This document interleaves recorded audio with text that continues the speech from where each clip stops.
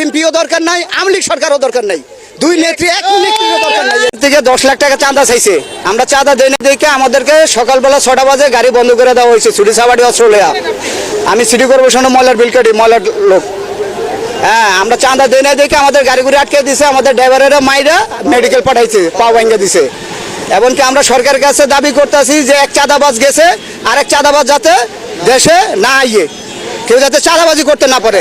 আমরা সাধারণ মানুষ যাতে সুন্দরভাবে চলতে পারি, কাজকাম করে খাইতে পারি, এটাই আমাদের দাবি সরকারের কাছে। সরকারের লোক কেউ চাঁদা চায় না, চাঁদা চাইছে বিরোধী দল, বিএনপি, এমনকি আওয়ামী লীগ সরকার।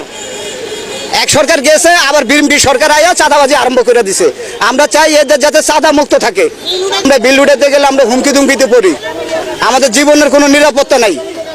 এই ইউনূসের কাছে দাবি আমাদের একটাই, ডাক্তার ইউনূসের কাছে দাবি একটাই, যাতে উনি চাঁদাবাজ বন্ধ করে সাধারণ মানুষ যাতে সুন্দরভাবে কাজকাম চলতে পারে, এটাই ওনার কাছে দাবি। বিএনপিও দরকার নাই, আওয়ামী লীগ সরকারও দরকার নাই, দুই নেত্রী এক নেত্রীরও দরকার নাই, একটা নেত্রীও দরকার নাই। ডক্টর ইউনূসের ক্ষমতা থাক, এটাই বলা।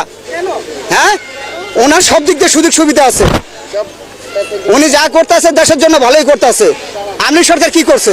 কিচ্ছু করবে, এত উন্নতি করছে কার লেগা? কই জনগণ ভাত পায়?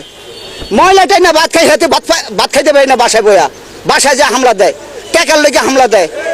হ্যাঁ, বিএনপির লোকজন আছে, রানা আছে, পাপ্পু আছে, এরপর লম্বা মুশারফ আছে, ওনারা কিছু আছে যুব দল, কিছু আছে স্বেচ্ছাসেবী মূল দল, কৃষক দল।